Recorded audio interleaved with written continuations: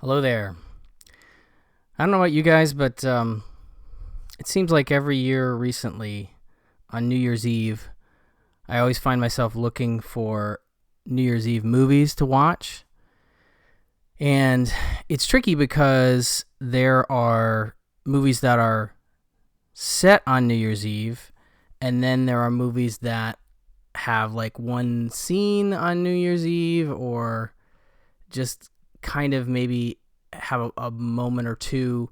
And so it's always difficult to find the ones you want to watch because maybe you're in the mood for specifically a movie that absolutely 100% takes place on New Year's Eve, or maybe something, you know, less than that is okay. But I decided to put together a collection of some New Year's Eve movies that I like, and then just some New Year's Eve movies in general that you can check out if you're interested in New Year's Eve movies. But I'll start with some that are more favorites and then move to some others. But I'll also separate them by, at least as far as my memory goes, the ones that are more significantly on New Year's Eve and the ones that have a scene or something. So let's get into this. I'll start with one of my favorites, which is Get Crazy. This is from Alan Arkush, who directed Rock and Roll High School. This is his follow-up to that film, basically, and it is awesome. I'm a huge, huge fan of it and was so excited when it got this Blu-ray years back. It is sort of based a bit about and rooted in his time working for the Fillmore East, where I don't know if he was a stage manager, but the Daniel Stern character in this film is basically a stage manager. And it's December 31st, 1982. The Saturn Theater, who's owned by Max Wolf, who's played by Alan Garfield, wants to throw this great concert bash. And so the whole movie is sort of setting up for the bash. And Daniel Stern is the, again, sort of the stand-in for Arkush's, I guess, memory. And he has a lot of crazy stuff to deal with. A lot of bands coming in, some of them played by Malcolm McDowell. And then there's an evil conglomerate group led by Ed Begley Jr. that's trying to buy the theater. Anyway, it's super goofy, like Airplane. It's like a joke a minute kind of thing, but it's an absolute blast. And so this is my number one for New Year's Eve. Always Get Crazy. Good stuff. Let's see here. I mean, Terror Train is pretty great for this. I'm a big horror fan, and this is about a group of college kids throwing a party on a train on New Year's Eve. And it is one of the slashers that Jamie Lee Curtis did post-Halloween. It's got David Copperfield. It's got people in masks. It's a costume party. It's awesome. I'm a huge Terror Train fan. And so this one definitely recommended.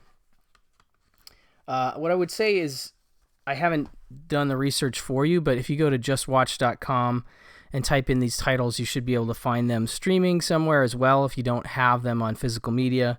This video should function as recommendations and not just like only if you have these on Blu-ray. Next up, another horror one that's goofy but fun, New Year's Evil. One of the rare New Year's Eve horror movies specifically set then. On a totally punked out New Year's Eve, vivacious TV hostess Blaze Sullivan counts down the hours to midnight, but as her show progresses, every hour on the hour, a savage maniac slashes up a new female victim. As the trail of bodies spreads throughout the city, it becomes apparent the psychopath's ultimate target is Blaze herself. And he's calling every hour and has a crazy voice and a crazy mask. And it's not like the greatest horror movie ever, but it's one that I enjoy, especially on New Year's Eve. A big classic is the Poseidon Adventure. This voyage of this boat is taking place on New Year's Eve, and then everything goes crazy. The boat flips, and everybody's trying to get out. It's a great New Year's Eve movie, I think, for sure. I'm a big disaster movie fan. Strange Days, Catherine Bigelow's film Strange Days. Definitely a full-on set on New Year's Eve movie. Same thing with End of Days, by the way, which I don't have on physical media, but could be something you could watch. But yeah, this one is totally set on New Year's Eve. This is a German Blu-ray. And so it's one of those that I can't read the back of it because it's in German, but for those that are curious about the plot of Strange Days, I will read it to you because I actually can't remember it at this time. This came out in 95. It's New Year's Eve 1999. In the last days of 99, ex-cop turned street hustler Lenny Nero, that's Ray Fiennes, I believe, receives a disc which contains memories of the murder of a prostitute. With the help of bodyguard Mace, he starts to investigate. That's Angela Bassett. And is pulled deeper and deeper in a whirl of murder, blackmail, and intrigue. Can the pair live to see the new millennium? And this has some crazy, I guess, early VR type stuff in it. But this is the best Blu-ray that I know of is this German Blu-ray. This was a 20th anniversary disc with like extra features. I can't remember everything that's on this, but this one I think is Region B locked from Koch Media. Sadly not on Blu-ray in the States, I don't think. And I don't know when it will be because it's, I think it's a Fox title. No, Universal. I don't know. I don't know why it's not on Blu-ray, honestly, but that's a good one. I know a lot of people like to watch Strange Days during the New Year's holiday. Here's another favorite of mine. This is After the Thin Man. And this one is the second Thin Man movie of 6. With William Powell and Myrna Loy, one of my favorite film series. I recommend these as comfort movies in general. They're just great. But this one in particular finds Nick and Nora coming back from their New York adventure, or coming back from their, I can't remember if it was in New York or not, the first one. And it's actually New Year's Eve. There's a New Year's Eve party happening at their house, and then they have to go to another New Year's Eve party at Myrna Loy's aunt's house, I think, and then that's when the murder or the mystery kicks in, which becomes a murder, and it's great. It's one of the best of the series, and some really funny stuff with Asta the dog. And anyway, this is the Warner Archive Blu-ray. I love After the Thin Man. A few more classic titles. Mystery of the Wax Museum. This is a Michael Curtiz film from 1933, which is a lot like, House of Wax, ultimately. But it's filmed in early 2-color process, Technicolor, and it's really cool looking. And it doesn't take place all on New Year's Eve, but it's definitely like a flash forward. There's like an incident, and then there's a flash forward 12 years later to a New Year's Eve in New York. And so that's sort of the setting. I saw this as part of, was listed as part of like a 24-hour New Year's Eve marathon some years back. I didn't even realize it was set then, but yeah, so that's a really solid one. Another one that's not fully set on New Year's Eve, but is definitely centered around it, is Repeat Performance. And this is just a great film noir. Flicker Alley put this Blu-ray out years ago, but it's kind of like a time bounce movie, basically. Let's see here. An amazingly original hybrid of film noir, supernatural fantasy, and backstage melodrama. Repeat Performance stars Joan Leslie as a Broadway actress who magically relives the previous year of her life. But can she alter the fateful mistakes and misjudgments that led to a New Year's Eve tragedy? So it sort of opens on New Year's Eve with an incident again, and then comes all the way back around to New Year's Eve. So it's, I count it because it kind of, New Year's Eve is a big player in the, climax and the open. So, but really great sort of time bounce, but for like a full year. You don't have to see the full year. It kind of skips around, but really great film noir. Less people have seen that one. Another classic with a great New Year's Eve thing happening, although again, not all on New Year's Eve, and that's George Cukor's film Holiday, starring Katharine Hepburn and Cary Grant, and a very, very sweet movie. Speaking of Alan Arkush and crazy, I know that Alan Arkush is a huge fan of Holiday. I feel like he did a Trailers from Hell on it, maybe? I don't remember. 2 years before stars Katharine Hepburn and Cary Grant and director George Cukor would collaborate on the Philadelphia Story, they brought their timeless talents to this delectable slice of 1930s romantic comedy perfection. The second film adaptation of a hit 1928 play by Philip Barry. Grant is at his charismatic best as the acrobatically inclined free spirit who, following a whirlwind engagement, literally tumbles into the lives of his fiance's aristocratic family, setting up a clash of values with her staid father while firing the rebellious imagination of her brash black sheep sister. That's Hepburn. So this has like sort of an opening meet scene, and then there's a big New Year's Eve party that happens, and there's some stuff, but there's stuff happens after that. But I still count it again because I feel like it has like a pretty significant section of New Year's Eve, but a really great movie. Period. Let's see here. The Money Train. I think the major action of this one happens on New Year's Eve. I'm forgetting. It's been a little bit, but I've seen this one listed several times in some New Year's Eve movie lists. John and Charlie, that's Wesley Snipes and Woody Harrelson, are partners, best friends, and foster brothers.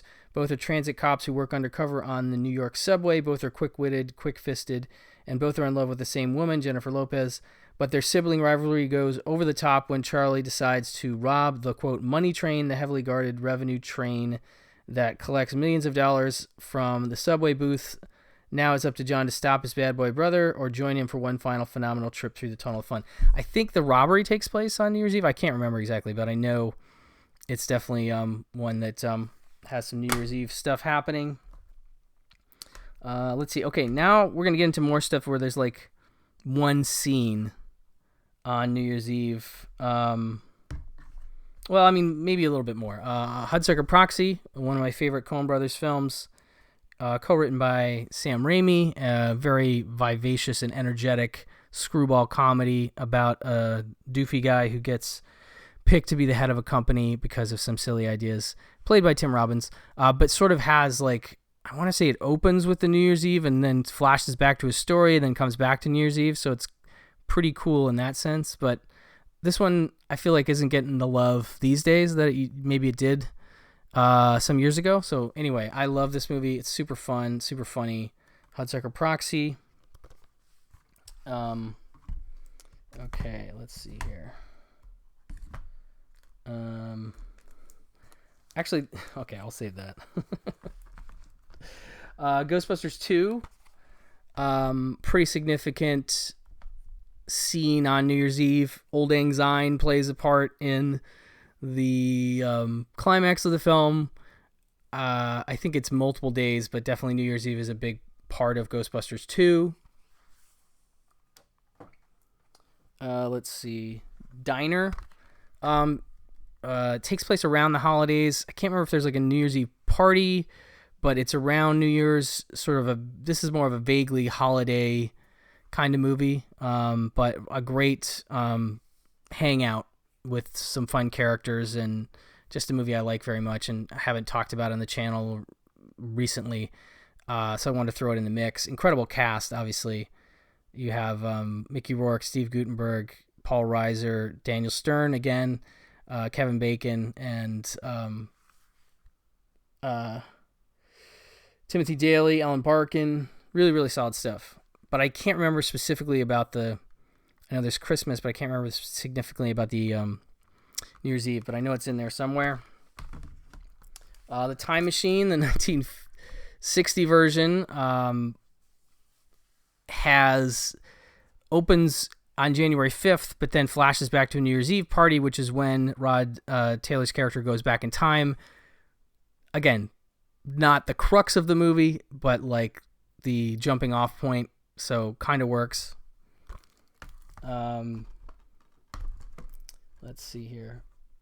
Sunset Boulevard has a New Year's Eve scene. In fact, Billy Wilder must be a fan of New Year's Eve in some sense because so does The Apartment. In fact, The Apartment sort of climaxes on New Year's Eve. One of my favorite films of all time, and definitely a movie I used to watch every year on New Year's because it ends on New Year's Eve and is a great way to carry over into a new year. I find that's another part of this is that it's always tricky to pick the movie that will cross you over into the new year, starting your movie year off, basically.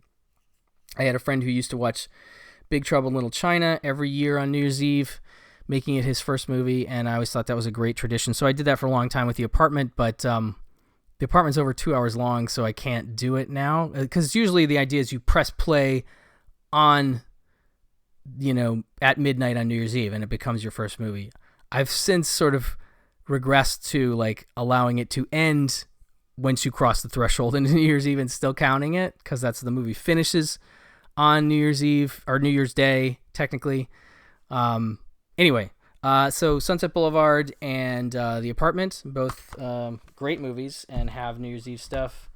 Phantom Thread has a pretty significant New Year's Eve scene that is great. And I want to say, I'm going to bring this up, The Passionate Friends, well, this is a French Blu-ray, David Lean's film, really, really great film, and was talked about a lot by PTA when Phantom Thread was coming out. I remember they did a Q&A with Rian Johnson, and Rian Johnson had seen it and was a big fan, and that put me and Elric Kane onto it, and it became a favorite of ours.